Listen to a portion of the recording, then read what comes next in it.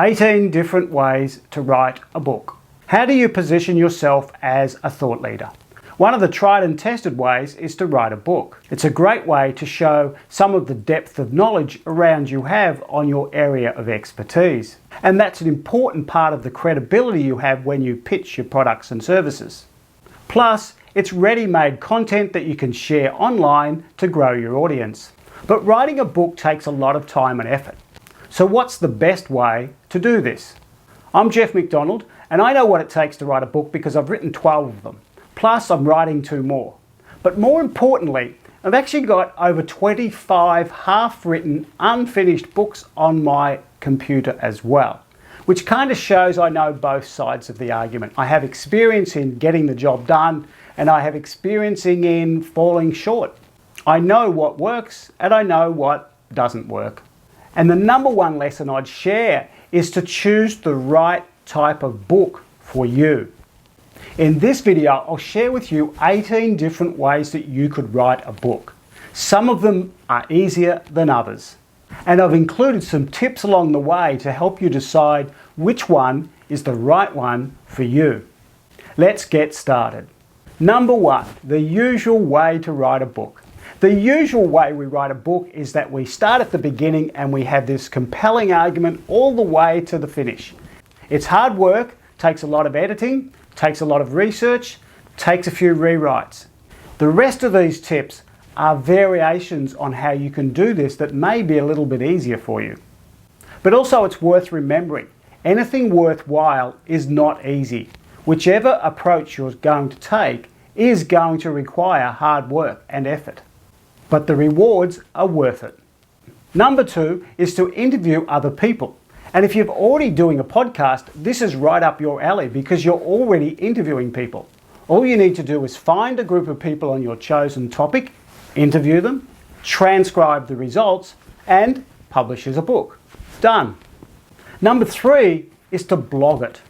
And probably the best example of this is Seth Godin. Seth Godin has been writing a blog post every single day for the last 10 years. That's over 3,500 posts.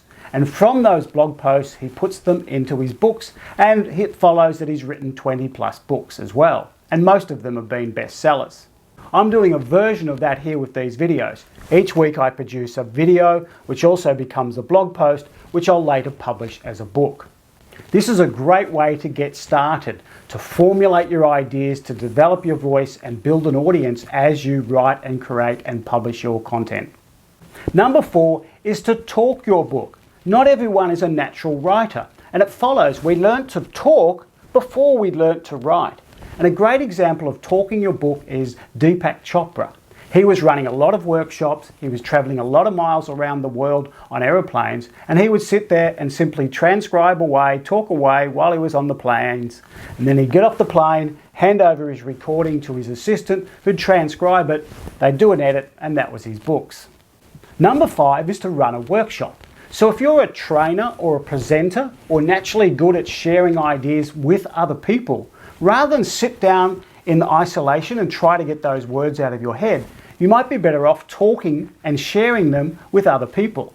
The great advantage here is that you'll also get feedback from the audience about what works, plus they might ask some interesting questions which will add to the content you create. Number 6 is to use a visual model as a structure for your book. And Stephen Covey, in his best-selling book, 7 Habits of Highly Successful People, had one overarching model that he used throughout the whole book. It was about independence, interdependence, it was about personal victories, public victories, and then the 7 habits. And the beautiful thing about that is you present the model and then you have this structure to walk through your book, writing the chapters about each of the key points. Number 7 is to use a mind map. And again, we're using the mind map to lay out a structure. I typically do this in all of my books. I use mind maps for lots of things. So I map out the core ideas and that effectively lays out the chapters that I want to write. Al Gore, in his book The Future, even shares his mind map inside the front cover of the book. And there's plenty of great software out there like MindNode to be able to create mind maps for you digitally.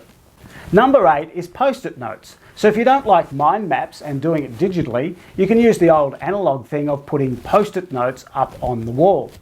The key here is obviously you need the clear wall to keep it up there, and given post-it notes occasionally fall off, you might want to make sure you take a photo of it every now and then to keep a record of what you've written. Number 9 is to write a super big long list. And the example I've got here is a book called French Key Words. And if you look inside, it's basically a list of lots of French key words, just as a list. But the beautiful thing and the value here is they're organised so I can use them. It's not just some random list, it's neatly done in a book that I can go ahead and use. This is an easy way to write a book. You just need the right context to brainstorm what is this list going to be about. And then you can write a page about each of those items in your list. I use this process in my book, Beyond the Electronic Drawing Board, which shows about 40 to 50 different ideas about the future of architecture. Number 10 is how not to write a book. So if you don't want to write the book, but you still want a book, you can actually employ someone to do it for you. It's called a ghostwriter. A lot of celebrities use ghostwriters, and effectively the ghostwriter sits down, interviews the expert, they talk, and the ghostwriter turns their verbal words into the written word. Number 11 is to create a questionnaire. And this is not really about writing a single book, but it's about putting a publishing system in play. Dale Beaumont in his Secret Exposed series used this brilliantly. He created one questionnaire and finished up writing 18 books that sold over 280,000 copies. The secret was he actually didn't write the books. He had experts in their field on chosen topics to actually pay him to write chapters in his book based on his questionnaire. Then he was able to publish the books. Those experts bought copies and then they sold them to their audience. So it's a beautiful way to create a simple book without you creating a lot of work, and it was able to employ other people in selling and distributing the books. Number 12 is to simply write a chapter, not a whole book. Like what Dale Beaumont did, it's getting a bunch of people to write one chapter. And when you put all those chapters together, you'll have a book. You can have a paid version, this is one I was in, or you can have an unpaid one, and this is another book that I was in, where I wrote one chapter only. So if you don't think you can write a whole book, but you can write one chapter, this might be for you. Number 13 is to write a story. This is one of my books, The Cuckoo. I wrote as a short story. It was intended as a friend, but ultimately they loved it so much they told me I should publish it, so I did. And now it's sold more copies than any of my other books. So that's a literal children's story. Another version of that is to write a business style book, but in a story format. I did that with my first book, A Home Office You Love. And perhaps the most famous example of this is Who Moved My Cheese, or the 1 Minute Manager series that were very popular in the 1980s. Essentially, you're telling a business set of instructions, but in a story format. Number 14 is to ask questions and provide answers. And this could be like your FAQ or your frequently asked questions on your website. You go out to your clients, you ask them, what do you want to know? And you provide answers for that. Collect enough questions and answers, and you've got yourself a book. Number 15 is to review other things. What are the 100 best business books of all time? Jack Covert and Todd Satterson sat down and answered that. They read a whole bunch of books and they compiled their 100 best books and put it out in their own best-selling book. So reviewing other people's content, reviewing products, providing reviews of other things that are out there in the market is a great way to position yourself as being an expert in that area. Number 16 is to collect examples. So rather than reviewing things, you're actually collecting the best practices that are out there and compiling them into one volume. I did this with my books, Weekly Done, where I collected 50 of the best strategies for productivity and getting things done. Then I summarized them into a one-page snapshot and put some visuals around them to make them interesting. Number 17 is to model your hero. So who are the people that you admire and love in your industry? Who are the people that produce outstanding results? We'd all love to know what their secrets are.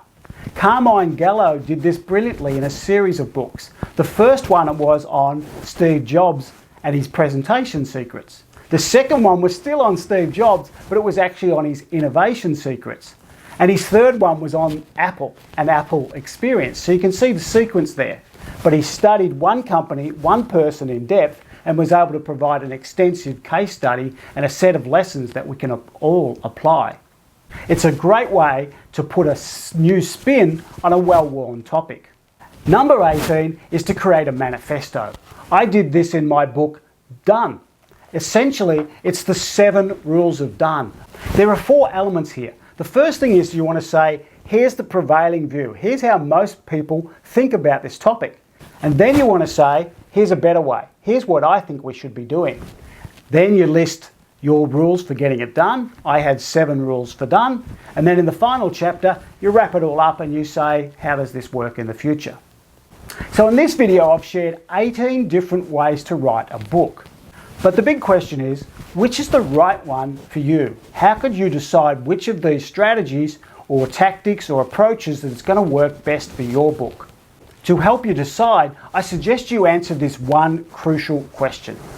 What do you want to have happen once you've finished your book? Take a moment to consider this. You've written your book, you're standing there with it in your hand. Now what? Do you want to reach the bestsellers list? Do you want to use it to do speaking from the stage? Do you want to win an award with your book?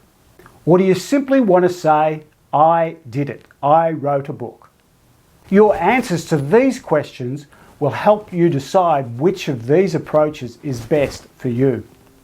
If you want some further help on this, add a comment below, ask me your questions, and I'll give you my best answer. Alternatively, if you want some coaching on this, head over to Anywhere Experts and I can help you there. Thanks for watching, and I'll see you in the next video. Bye!